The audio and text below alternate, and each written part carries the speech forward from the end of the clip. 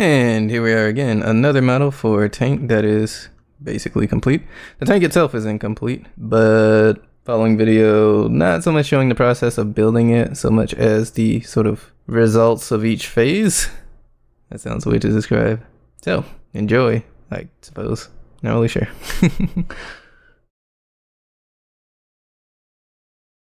Alright, here we go. Back at it again with the tank. And for the most part, this might look overall very similar to the last state it was in. So the first thing I did was mess with the snorkel mounting. So there's things that make the snorkels look like they're attached to the turret.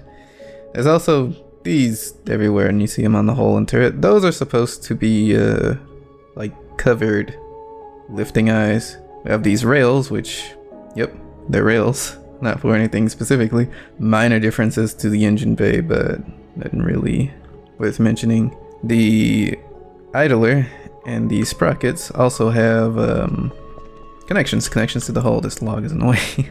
But those will be the bulges coming from the hull to actually make the wheel look like it's connected. I suppose the most immediate visual change is the splashboard and the headlights. So I guess we can talk about the snorkel mounts first. This is something from episode 2. It's like this wash basin. And these are actually Half-Life 2 mugs and some primitive like cubes actually connected to the turret. So once again, trying to use a lot of Half-Life 2 props, or not a lot, but trying to jam them in where they fit. Speaking of episode 2 props, this, I'm not sure why I wanted to use this gear so bad, but I did. So that's a gear and another primitive to fill in the middle. Maybe it works, maybe it doesn't. Either way, it's gonna stay. As we're gonna talk about the connectors, so there's a covering for the inside of the fender here, and a sort of, I guess, sheet metal to connect it to the front of the hull. Actually, doing this wasn't too bad. I was actually using default fizz gun, so I can rotate it at stupid angles. Very, very ghetto-like. Anyway, I have this splashboard, so this is kind of cool, I think, because on a typical tank, because the front of the hull isn't rounded, this would be a flat plank of wood or something. But this is actually curved to conform to the front of the hull. And we even have some cutouts for the headlights. So yeah, some primitives for the base, but actually a lampshade and a clock for the glass and the cowling, I suppose. Ah yeah, the front of the turret, the bars here, rails, whatever you want to call them. So these are all primitives. This is a ladder, same for the other side, it's just got 2 prongs on it, and yep, a Taurus. So again, just like last time, the tank looks like it's basically finished. There's only a few things I'm missing that I've been keeping a list of. So far, this is all the things I've basically added in one sitting, just about. And before I do whatever it is I'm about to go do, I thought this would be a nice place to recap, basically. I'm actually pretty happy with the splashboard and the headlights, even if the headlights are a little bit on the big side. You know, one thing I forgot to mention is that, I'm a goober apparently. I did shorten the tank. So this is the old one right here, the one with 6 road wheels. But yeah, this one has 5 road wheels and it's a little bit shorter. It's because I wanted to minimize the dead space on the inside of the tank, because there was actually quite a bit of a gap between the driver and the turret.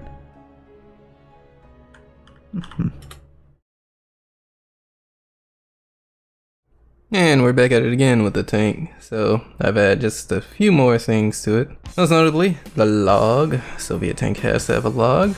Tail light. Convoy light with a rather narrow base. So both sides of these sponsons now have these like access points, hatches I suppose. And a detail that you will barely ever see, the torsion bar covers. I guess we can talk about the log. So it is an honest to goodness log. I think this comes from episode 2. I'm not gonna try to find it though. For the straps, we are using some tubes. They don't need to be tubes. I should have probably used cylinders, but mess with the normal, so there's sort of this flat shading, which I think looks a bit better. And it does clip, but if I don't mention the fact that it clips, you'll never notice it clipping. So that prop I like for the base of the log mount. Yep, there it is, widget. Love this prop. Speaking of that prop I like, I'm also using it over here for the tail light, the singular tail light. So yep, here we go. Few primitives and another prop here. This is actually a really stretch and scaled Half-Life 2 prop. This is, what is this in, C17? Right here. So I'm kind of stretching it, literally, with this one. and I left this on because I thought didn't look too bad. Convoy light. So the base on this is kind of thin, but maybe it's flexible or something. And again, why would it be flexible? Don't know. Anyway, we have a lot of primitives, and oh no, that's not a super prop. Pipe cap. One of those for the body of it. So again, trying to jam Half-Life 2 props everywhere, even when they don't really fit too well.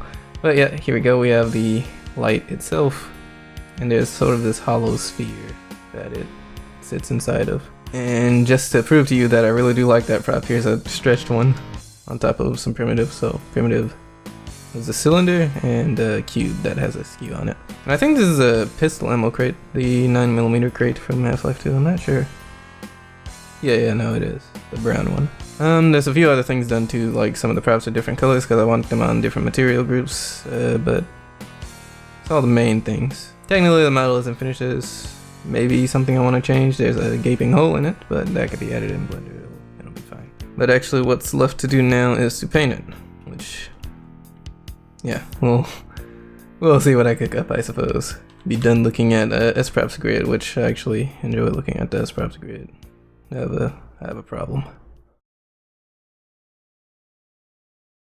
And here we go, the tank's been painted now. This is something I tend to struggle with anyway, but yeah, here we go. Here's what it looks like. Going for like a sort of pale olive, but yeah, we'll see. Maybe it'll grow on me, maybe it won't. Another thing I had to do was actually cut up the model in Blender so you can see the bottom parts painted a different color, because I wanted those to be weathered. I should say color and material. And similar with those props near the wheels. So basically everything on different groups, they all have the same material, because that's one thing prop to mesh is really good for.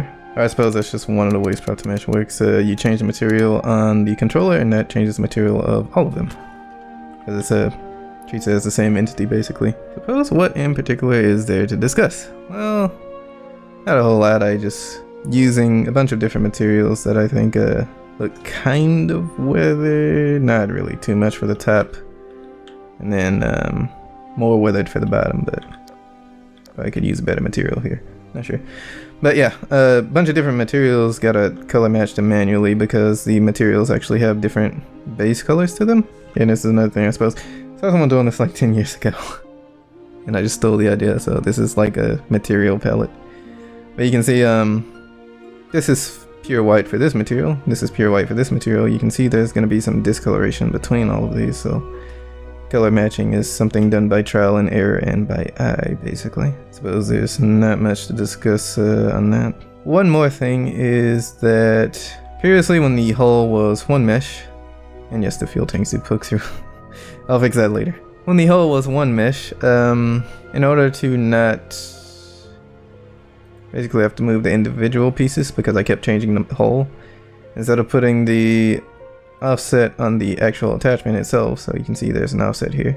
I actually had it on the controller itself, which worked pretty well. Every time I imported a whole mesh, it's going to be on the same spot, so that's good. However, the lighting calculations were taking the offset into consideration. So with the offset up here, every time the tank would sit on its road wheels, so just, you know, sitting on the ground, sitting on its suspension, the turret and the hull would go dark because the, I guess, sample point for the lighting was in the ground technically. So that's something I don't recommend. I guess for importing and testing, you could put the offset on the controller itself. However, when the model's finished, I would recommend you take the offset off of the controller and put it on the model import. I suppose that's it. Now another thing is, this thing keeps turning black when I look at it. So on ACE with the 100mm cannon, this actually fills in the mantlet tube. However, I might need to put an adapter in right here on ACF3. So I think that's where this video is going to end. Finish the model. Basically, this attach is too big. You know, within reason, it's finished. Fully painted up and all that. And I think that's where this video is going to end. So obviously the special thing about this tank was that I was going to use the mesh armor because the starfall props are duplicable now. But I'm probably going to have that be a different video. And there's well, quite a few more things that need to be done for this tank. So until whatever I do next, I'll see you around.